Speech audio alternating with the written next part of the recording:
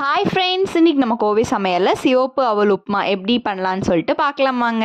First அதுக்கு நான் ஒரு பவுல் எடுத்துகிட்டு இதில் 2 கப் அளவுக்கு நான் வந்து சிவப்பு அவல் வந்து ஆட் பண்ணிக்கிறேங்க. இது முழுகிற அளவுக்கு நீங்கள் தண்ணி சேர்த்தி நல்லா வந்து 2-3 தடவை அலாசிட்டு கொஞ்சமாக அரை டம்ளர் அளவுக்கு தண்ணி மட்டும் ஊற்றி ஒரு 20லேருந்து 25 நிமிஷம் நல்லா ஊற விடலாங்க. ஊறினதுக்கப்புறம் பாருங்கள், இந்த மாதிரி உதிரி உதிரியாக வந்துடும்.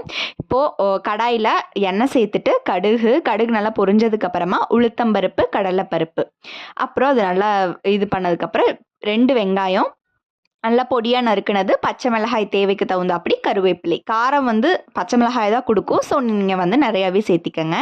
இப்போ நீங்கள் வந்து தேவையான அளவு உப்பு வந்து நம்ம ஆட் பண்ணிக்கலாம். ஆட் பண்ணிவிட்டு நல்லா வந்து மிக்ஸ் பண்ணிக்கோங்க. இப்போ நல்லா பொன்னிறமாக வெங்காயம் நல்லா வணங்கினதுக்கப்புறமா இப்போ நம்ம ஊற வச்சுருந்த அவளையும் நம்ம உள்ளே சேர்த்தி நல்லா கைவிடாமல் நல்லா பெரட்டி எடுத்தோம் அப்படின்னா சிவப்பு அவல் உப்புமா வந்து ரெடி ஆயிடுச்சு. ரொம்ப டேஸ்டியாக இருக்கும், ஹெல்த்தியும் கூட. ட்ரை பண்ணி பாருங்கள். தேங்க்யூ.